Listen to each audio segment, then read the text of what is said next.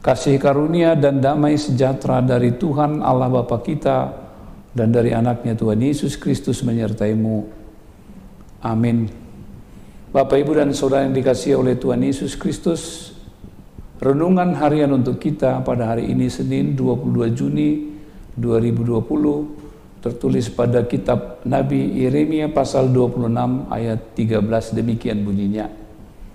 Oleh sebab itu, perbaikilah tingkah langkahmu dan perbuatanmu, dan dengarkanlah suara Tuhan Allahmu, sehingga Tuhan menyesal akan malapetaka yang diancamkannya atas kamu. Salam sejahtera di dalam nama Tuhan Yesus Kristus, amang inang, naposo, remaja dan lansia yang dikasihi Tuhan.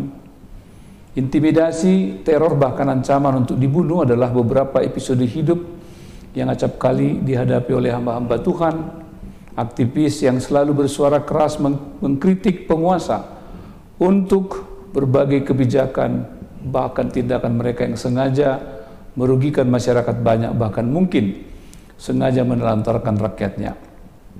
Biasanya apakah balas kritik itu? Tidak selalu sikap legowo dan telinga yang lebar mendengar dengan baik, serta menerima itu sebagai masukan untuk perbaikan. Malah penguasa berang, membungkam, dan mengancam balik akan melakukan tindakan represif. Bahkan yang paling ekstrim, ancaman untuk menghilangkan nyawa orang yang bersangkutan. Di berbagai negara kisah penangkapan orang-orang kritis seperti itu sering kita dengar. Bahkan kemudian orang yang ditangkap tak pernah kedengaran lagi bagaimana kabar berita, alias lenyap tanpa bekas. Orang kemudian memberi penafsiran terhadap itu dengan mengatakan sudah dihilangkan nyawanya. Karena setelah 1 tahun, 2 tahun, 10 tahun, bahkan 20 tahun tak ada kabar berita, ya akhirnya intinya sudah meninggal lah tanpa pernah meninggalkan jejak pasti. Tetapi pasti meninggalkan jejak, ya lenyap, itulah jejaknya. Bapak, Ibu, dan Saudara yang dikasihi Tuhan, lansia, ada risiko besar yang harus selalu mengintip para hamba Tuhan, nabi-nabi, para pendeta dalam menjalankan tugas-tugas mereka.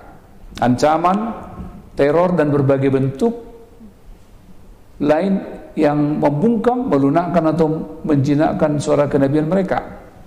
Jangan macam-macam ya. Kalau keluarga mau selamat dan aman, jangan lagak tegas ya. Kalau mau lama melayani di sini, jangan terlalu keras khotbahmu, nanti kamu dibenci jemaat. Bahkan ada pengalaman di suatu tempat pelayanan pendeta, karena ketegasan, ketulusan, dan sikap yang tidak mau kompromi dengan hal yang salah, seorang pendeta dibungkam dengan cara tidak membayar gajinya berbulan-bulan. Namun sang pendeta tak mau menyerah, karena dia percaya pada pemeliharaan Tuhan. Dan ternyata itu terbukti bahwa Tuhanlah yang memelihara hidupnya. Mungkin kisah yang lain juga dihadapi oleh para hamba-hamba Tuhan yang tidak terekam secara tertulis, seperti yang dialami oleh seorang uskup agung San Salvador, Orcas Arnolfo Romero, ditembak persis jantungnya ketika sedang merayakan misa.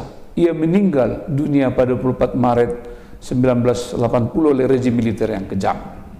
Nabi Yeremia diancam karena mengingatkan seluruh umat Israel untuk bertobat, meninggalkan segala perilaku yang jahat, sebelum malapetaka dan kehancuran ditimpakan Allah kepada mereka.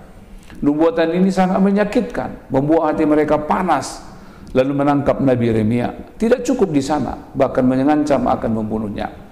Namun Nabi Yeremia tetap tegar mengingatkan mereka untuk memperbaiki tingkah laku dan perbuatan mereka yang tidak berkenan kepada Tuhan, supaya Tuhan menyesal akan malapetaka itu. Nubuatan ini adalah amanat Tuhan yang harus segera dilakukan kalau mereka tidak mau hancur. Pertobatan akan membuat hati Allah berbalik dan menyesali untuk tidak menghukum. Karena intinya Tuhan tidak menginginkan kehancuran umatnya apabila mereka berbalik kepada Tuhan. Karena itulah sifat Tuhan, yaitu Maha Murah, penuh kasih, dan Allah pengampun. Marilah kita segenap orang percaya yang menyadari setiap kekeliruan, kekurangan, dan keterbatasan kita, dengan hati yang remuk datang menghampiri Dia serta memohon belas kasihannya, sehingga hidup kita damai, tenang, dan tentram di dalam Tuhan.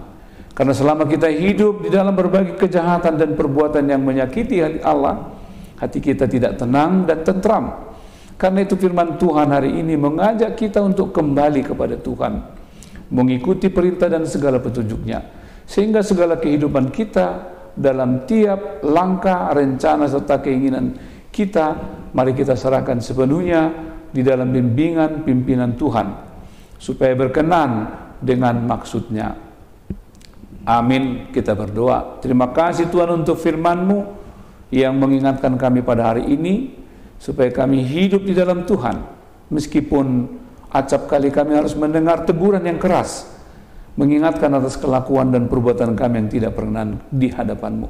Biarlah dengan hati terbuka kami mau mengubah segala perilaku kami yang buruk, dan biar dengan pertolongan Roh Kudus kami dimampukan untuk mengerjakan hal-hal benar dalam hidup kami. Biarlah di awal minggu ini seluruh anak-anak, remaja, pemuda, amaina dan lansia boleh mengawali pekerjaan mereka dengan tuntunan Tuhan, menjauhkan segala hal yang jahat dari hidup mereka. Berkati seluruh gereja-Mu tetap setia hidup dalam melakukan perbuatan-perbuatan yang berkenan kepadamu. Dalam Kristus Yesus kami berdoa dan bersyukur. Amin. Anugerah Tuhan kita Yesus Kristus, kasih setia Allah Bapa, dan persekutuan dengan Roh Kudus menyertai-Mu hari ini sampai selama-lamanya. Amin.